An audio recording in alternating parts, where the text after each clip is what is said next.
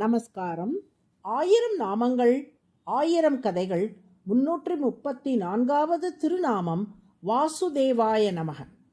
தேவகி என்ற ஒப்பற்ற ஒருத்தியின் மகனாக ஆவணி ரோஹிணி அஷ்டமி திருநாள் என்னும் ஒப்பற்ற ஓர் இரவில் மதுராவில் அவதரித்த கண்ணன் அதே இரவில் ஒப்பற்ற மற்றொருத்தியான யசோதையின் மகனாக கோகுலத்தில் ஒளிந்து மறைந்து வளர்ந்து வருகிறான்.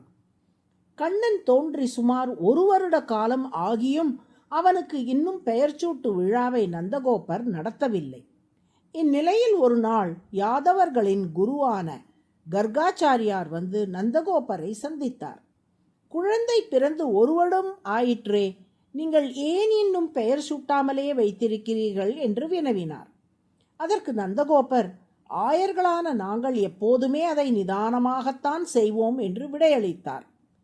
என்னம்மா யசோதா, நீயாவது பெயர் சூட்ட வேண்டும் என்று உன் கணவருக்கு நினைவூட்டியிருக்க கூடாதா என்று யசோதையிடம் கர்காச்சாரியார் கேட்க, என் குழந்தை தினந்தோறும் புதியவனாகத்தான் எனக்கு தெரிகிறான், அவனுக்கு வயதாகிறது என்றே எனக்கு தெரியவில்லை என்று விடையளித்தாள் யசோதை. மற்ற உறவினர்களிடம் நீங்களாவது பெயர் சூட்டு விழாவை காலாகாலத்தில் நடத்த வேண்டும் என்று இவர்களுக்கு சொல்ல மாட்டீர்களா என்று கர்காச்சாரியார் கேட்க, இந்த குழந்தை பிறந்த நாளிலிருந்தே பற்பல ஆபத்துக்கள் வந்து கொண்டே இருக்கின்றன.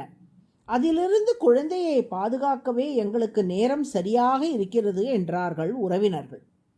எதிர் வீட்டிலிருந்து பலராமனின் தாயான ரோஹிணியும் அங்கே வந்து கர்காச்சாரியாரை வணங்கினாள்.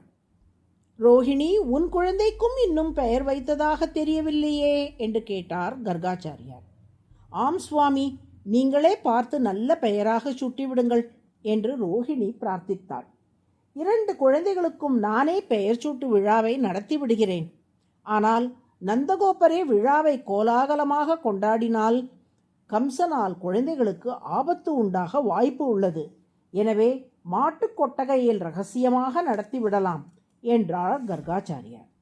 அவ்வாறே ஒரு நல்ல நாளில் பலராமன் கண்ணன் இருவரையும் மாட்டுக் கொட்டகையில் 2 தொட்டில்களில் கிடத்திய கர்காச்சாரியார் முதல் குழந்தையை பார்த்து, இவன் காண்பவர்களின் கண்களுக்கும் மனங்களுக்கும் ஆனந்தம் தருபவன், எனவே ராமன் ரவிக்க செய்பவன் என்று இவன் அழைக்கப்படுவான். மேலும் வலிமை மிக்கவனாக இவன் இருப்பதால் பலராமன் என்றும் அழைக்கப்படுவான் என்று பெயர் சூட்டினார். அடுத்த குழந்தையை பார்த்த கர்காச்சாரியார், கருமை நிறத்துடன் இவன் இருப்பதால் கிருஷ்ணன், கிருஷ்ண என்றால் கருமை நிறம் என்று அழைக்கப்படுவான். அத்துடன் இவன் வாசுதேவன் என்றும் அனைவராலும் அழைக்கப்படட்டும் என்று கூறினார். இவ்வாறு கர்காச்சாரியார் பெயர் சூட்டியவாறே தொட்டிலில் இருந்த கண்ணன் அவரை பார்த்து சிரித்தான். மானசீகமாக அவரோடு உரையாடினான். கர்கரே, ஒரே கல்லில் 2 மாங்காய்களை அடித்து விட்டீர்களே என்றான் கண்ணன். என்ன சொல்லுகிறாய் என்று கேட்டார் கர்காச்சாரியார். கண்ணன், ஆம், ஒரு புறம் வாசுதேவன் என்றால் வசுதேவனின் மகன் என்று பொருள். என்னை ஈன்ற தந்தை வசுதேவர் என்பதை இந்த பெயரின் வாயிலாக சூசகமாக தெரிவித்து விட்டீர்கள்.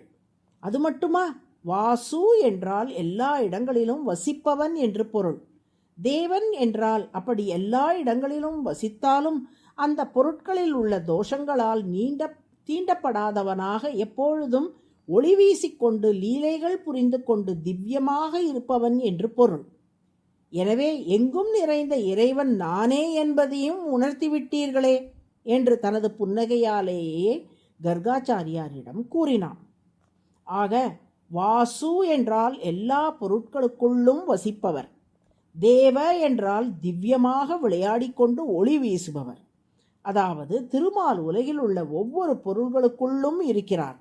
ஆனாலும் அந்த பொருட்களில் உள்ள தோஷங்கள் எதுவும் அவரை பாதிப்பதில்லை. தெளிந்த நீரோடைகளிலும் திருமால் உள்ளார். அதற்கு நேர்மாறான நீரிலும் திருமால் உள்ளார். ஆனால் அவற்றில் உள்ள எந்த வாசமோ தோஷமோ அவரிடம் ஒட்டாது.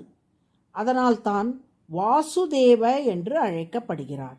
அதுவே சகஸ்ரநாமத்தின் 334வது திருநாமம். வாசுதேவாய நம என்று தினமும் சொல்லி வரும் அன்பர்களின் உள்ளங்களில் எந்த தீய எண்ணங்களும் வாசனைகளும் ஒட்டாதபடி திருமால் அருள் புரிவார். நாராயண நாராயண.